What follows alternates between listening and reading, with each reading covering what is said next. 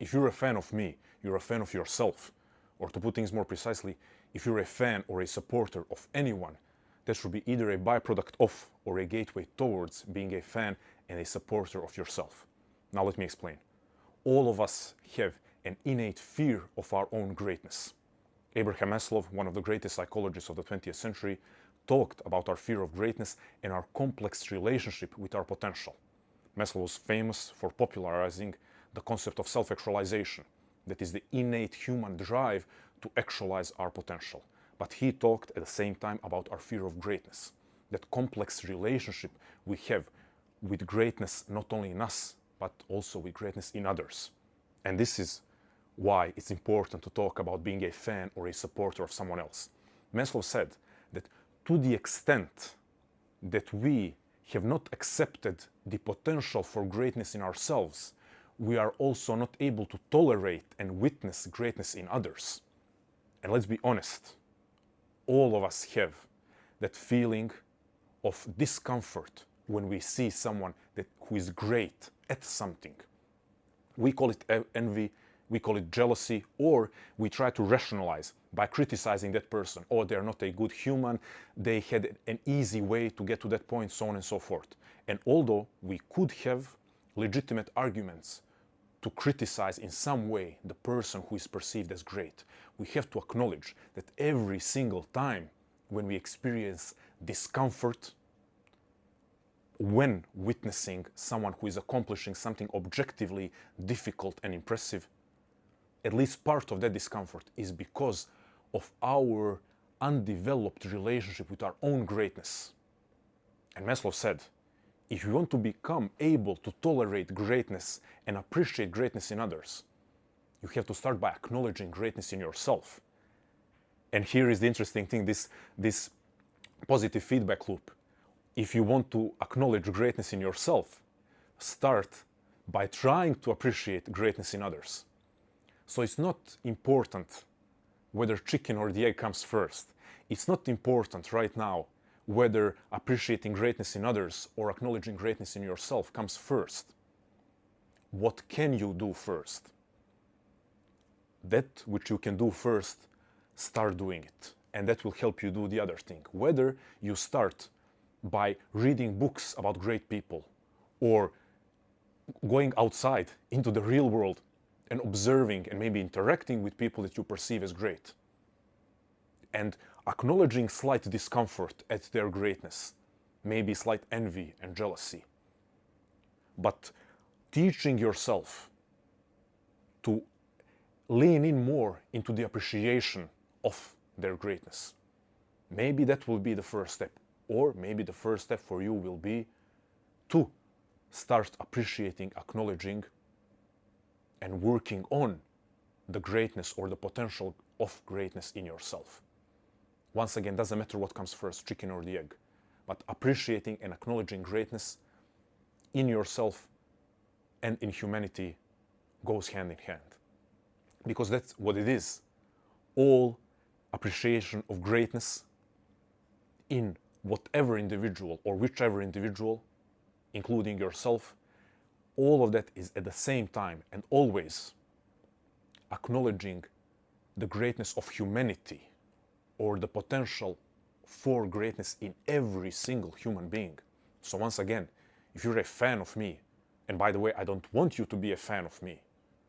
I think the term and the concept of being a fan or a follower on social media is a ridiculous one. Audience member, sure. Fellow explorer, as I like to say. I think that one is the best concept. Fellow explorer, let's explore human existence together. Let's explore life together. Audience member, fellow explorer. Fellow traveler on this journey called life. Fan, follower, I don't like those terms, but let's use them because they are the most common terms that everyone can understand. If you are in some way a follower and a fan of what I'm doing, that has to be in relation to you becoming capable of being a fan of yourself if you're not already. And if you see something great in me or what I'm doing, that has to be a reflection of you having the ability to see greatness in humanity. And if you see greatness in humanity, then you see greatness in yourself. This is the only way that we can be fans and followers. Only in relation to developing and nurturing our capacity to see potential for greatness in humanity. And if we see the potential for greatness in all of humanity, then by default we have to see the potential for greatness in ourselves. And this is one of the most important things that you have to nurture when it comes to having a constructive, healthy, encouraging, passionate relationship with yourself and with other humans. All of us love people who believe in us. All of us love people that when we spend time with them, make us feel like we are capable of more. All of us love those people. Well, you can be that person. You can be that person for yourself. You can be that person for others. This is the first, the most fundamental step to recognize that the relationship that you have with the greatness or the potential for greatness in yourself will always reflect the relationship that you have with greatness in others, and vice versa. Your relationship with greatness in others will reflect the relationship that you have with greatness in yourself. Another psychological theory that maybe adds to this is the theory of self-efficacy. Self-efficacy, as I like to say, is what you're thinking about when you're talking about self-confidence. Self-efficacy is the belief that you have in your capacity to move forward in life through your own effort and will, to influence the circumstances and outcomes of your life through your effort and will. This self-belief, self-efficacy, has 4 building blocks. I will not now talk about all of them. We will leave that for another video. But one of them is vicarious experience. That is observing other humans succeed and move forward. So as you observe other humans succeed and move forward, your self-efficacy is becoming stronger. How is this possible? Well, it's possible only if you're willing to observe and appreciate others move forward.